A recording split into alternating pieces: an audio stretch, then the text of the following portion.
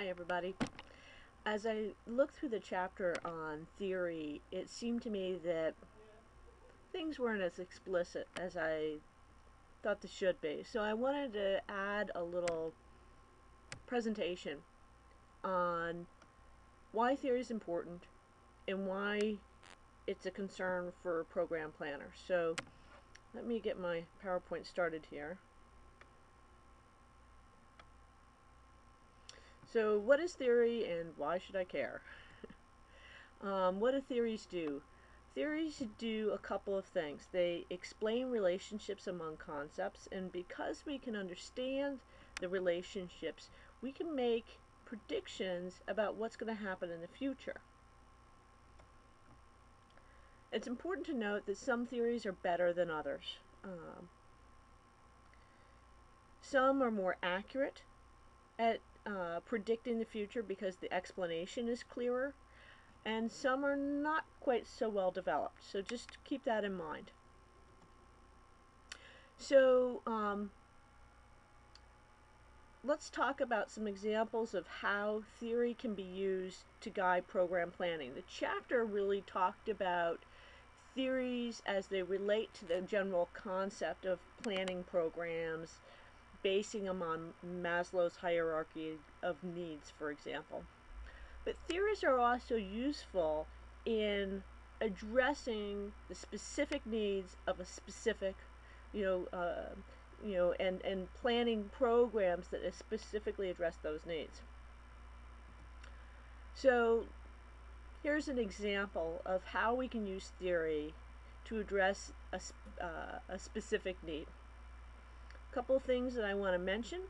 We're going to talk about older adults living in nursing homes and the relationship between social interaction and their emotional well-being.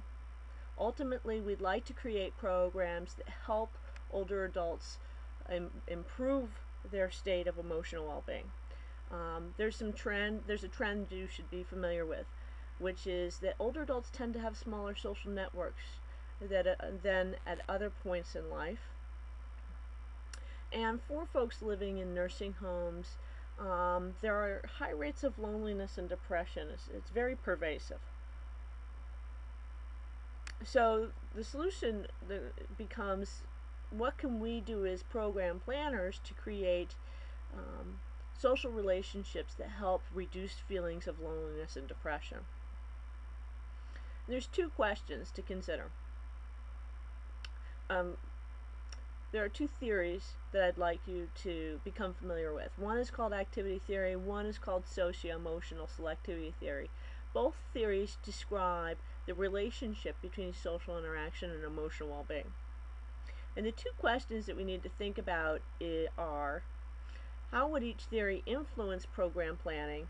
And of course the big question, the big money, is answering the question regarding which theory to use.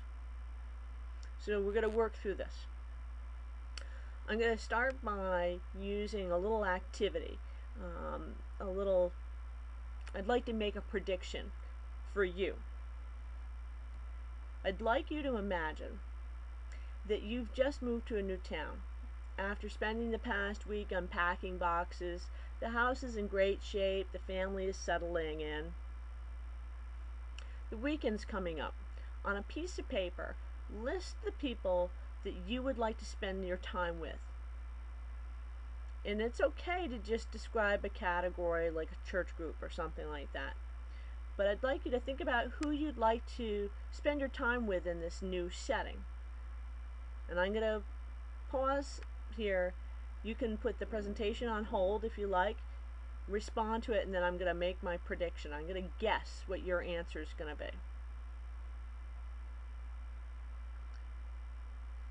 So I'm back now, and I'm going to reveal my prediction of what you wrote down on your paper. I predict that you would like to spend your time with somebody new, probably somebody who shares a common interest. I'm just about out of time. My videos I can only record 5 minutes of video at a time, so I'm going to sign off on this one for now. We'll pick up in part 2.